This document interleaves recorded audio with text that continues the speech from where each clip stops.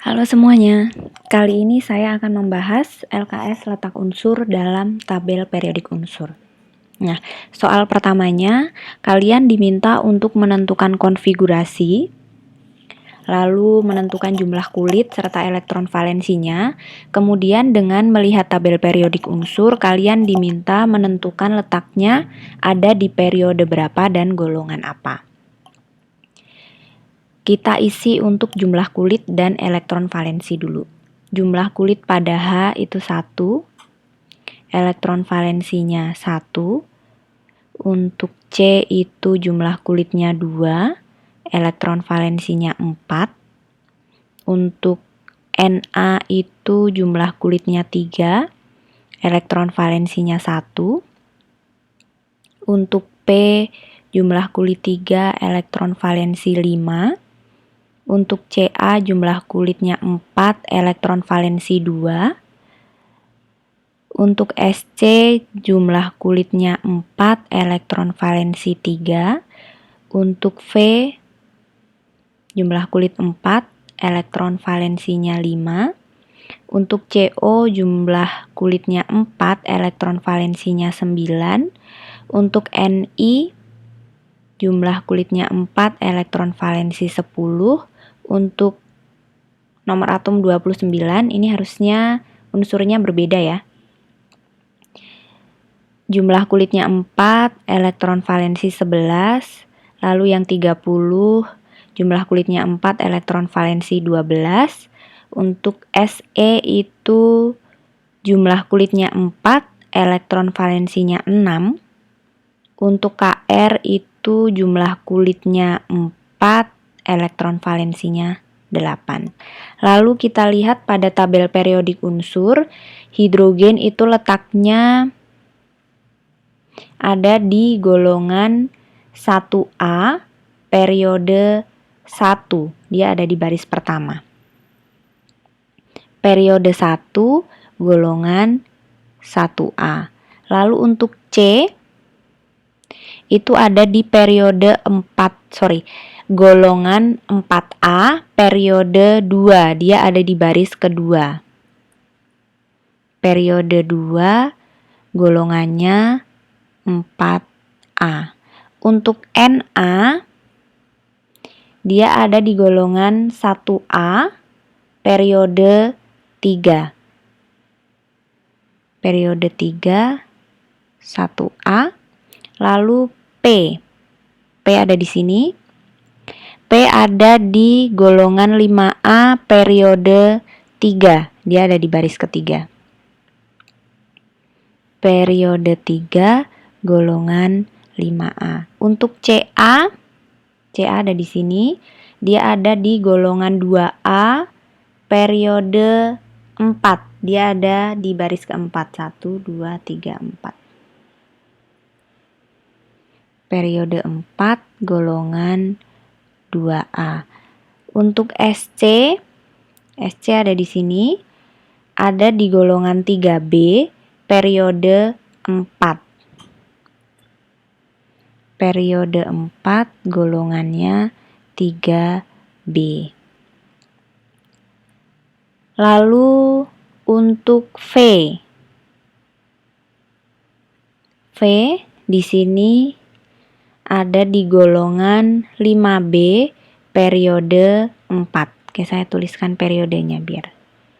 Ini periode 1, 2, 3, 4, 5, 6, 7. V tadi ada di golongan 5B periode 4. Periode 4, 5B. Lalu untuk CO dia ada di golongan 8B, lalu periodenya 4. Periode 4, golongan 8B. Lalu untuk Ni ada di golongan 8B, masih di golongan 8B periode 4. Periode 4, golongan 8B. Lalu untuk nomor 29. 29 harusnya CU ya. 29 CU golongan 1B periode 4. Periodenya 4 golongan 1B. Lalu untuk 30 ZN ada di golongan 2B periode 4. 2B periode 4. Lalu SE di sini dia ada di golongan 6A periode 4. Periode 4 golongannya dia 6A. Lalu untuk KR ada di golongan 8A periode 4. Periode 4 golongan 8A. Oke, selanjutnya kalian diminta untuk mencari hubungan jumlah kulit dengan periode. Sekarang dilihat jumlah kulit 1, 2, 3, 4 gini kan jumlah kulitnya.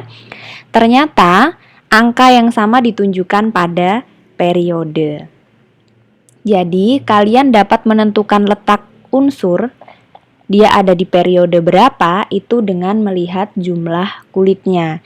Jadi tanpa melihat tabel periodik unsur, kalian dapat meramalkan letak suatu unsur ada di periode berapa dengan melihat jumlah kulitnya. Jadi jumlah kulit digunakan untuk menentukan periode. Ya, saling berhubungan jumlah kulit dan periode. Lalu untuk hubungan elektron valensi dengan golongan. Kita lihat 1, 1A, 4, 4A, 1, 1A, 5, 5A, 2, 2A, 3, 3B, 5B, 9, 8B, 10, 8B. Ini agak berbeda ya. 11, 1B, 12, 2B, 6, 6A, 8, 8A. Oke, di sini ada yang golongannya B dan A. Sekarang kita lihat. Untuk golongan A, jika kalian amati, ternyata konfigurasinya berhenti di S. Ini S. Orbital terakhirnya S, P, S, P, S. Ya kan? Itu yang golongan A. Ini kembali lagi ke P, ini P, golongan A. Jadi, dapat disimpulkan untuk menentukan golongan itu A atau golongan B itu dengan melihat orbital terakhir pada konfigurasi elektronnya. Jika konfigurasi elektron itu berhenti di S dan P, berarti golongannya adalah golongan A. Lalu, untuk konfigurasi yang orbitalnya itu berhenti pada D, dia golongannya adalah golongan B. Lihat. Ya, itu kesimpulan pertama. Lalu, elektron valensi pada golongan A dapat digunakan untuk menentukan golongannya. Jadi, elektron valensi dari konfigurasi elektron yang berhenti di S dan P itu dapat langsung untuk menentukan golongan. 1 berarti golongannya 1A, 4, 4A, dan seterusnya ya. Ini 2, 2A, ini 6, 6A, 8, 8A. Lalu yang spesial atau yang agak sedikit berbeda itu adalah pada logam transisi. Jadi ini dari SC sampai Zn yang konfigurasinya berhenti di orbital D ini adalah logam transisi. Nah, logam transisi atau yang ada di golongan B itu penentuan golongannya dapat dilihat dari elektron valensinya juga, tapi agak berbeda dengan yang golongan A. Nah, kita pisahkan yang transisi.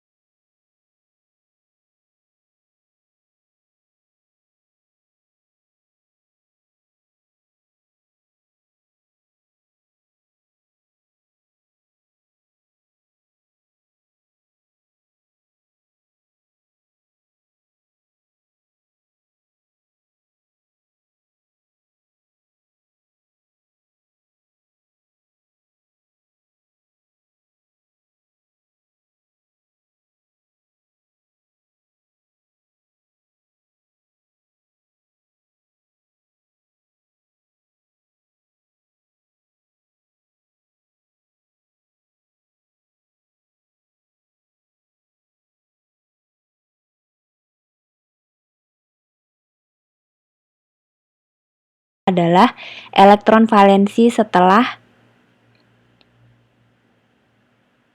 angka 10. Jadi 11 dan 12, elektron valensi 11 dan 12 itu menunjukkan golongan 1B dan 2B. Ya, jadi yang perlu kalian hati-hati untuk menentukan golongan itu pada logam transisi yang konfigurasinya berhenti pada orbital D.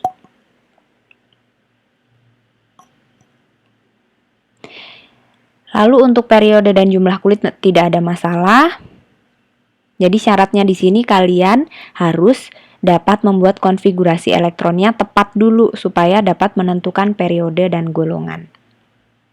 Nah, lalu soal selanjutnya kalian diminta untuk menentukan periode dan golongan unsur-unsur ini, tapi tanpa melihat tabel periodik unsur. Jadi kalian meramalkan letaknya, dia ada di periode berapa, golongan apa dengan melihat konfigurasinya. Jadi sudah tidak melihat tabel periodik unsur lagi. Melihat tabel periodik unsur jika ini sudah terisi semua, nanti untuk cross check aja gitu ya. Nah, periode tadi ditentukan dari jumlah kulit. Lalu golongan adalah elektron valensinya yang dilihat. Oke, jumlah kulit pada Li 2. Elektron valensinya 1. Karena dia berhenti di S berarti 1A. B, jumlah kulitnya 2. Elektron valensinya 3, karena dia berhenti di P berarti 3A. F, dia jumlah kulitnya 2, elektron valensinya 7, karena berhenti di P berarti A, 7A. Lalu Mg, dia jumlah kulitnya 3, elektron valensinya 2, berhenti di S berarti 2A. Lalu Ar, dia jumlah kulitnya 3, elektron valensinya 8A. Lalu Ti, dia jumlah kulitnya 4, elektron valensinya adalah 4, tapi dia berhenti di D berarti dia 4B. Lalu untuk Fe periodenya 4, jumlah kulitnya 4, dia elektron valensinya 8. Nah, yang 8 ini 8B karena dia orbital D terakhirnya. Lalu Ge, jumlah kulitnya 4, elektron valensinya 4. Dia berhenti di P, berarti A. Lalu untuk Ag, dia jumlah kulitnya 5. Ini yang terbesar 5 ya. Lalu elektron valensinya adalah 11. Elektron valensi 11, dia berhenti di D, berarti 1B. Nah, penentuan letak unsur berdasarkan konfigurasi elektron di sini sangat penting ya. Dan materi ini masih ada hubungannya dengan materi-materi pada kelas-kelas selanjutnya. Jadi, saya minta kalian untuk benar-benar memahami cara penentuan letak unsur menggunakan konfigurasi elektronnya.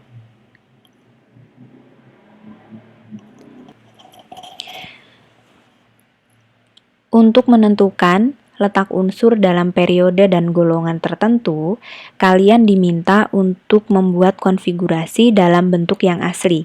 Jangan dibuat yang versi urutkan nomor kulitnya atau yang dibuat stabil.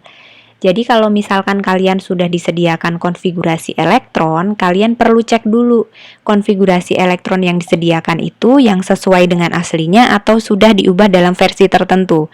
Jika dia sudah diubah dalam versi tertentu, kalian tugasnya ubah dulu ke bentuk asli. Nah, untuk menentukan periode dan golongan ini harus dilihat dari konfigurasi yang aslinya.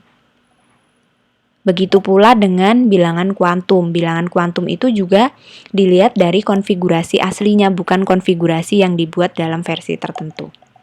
Itu ya.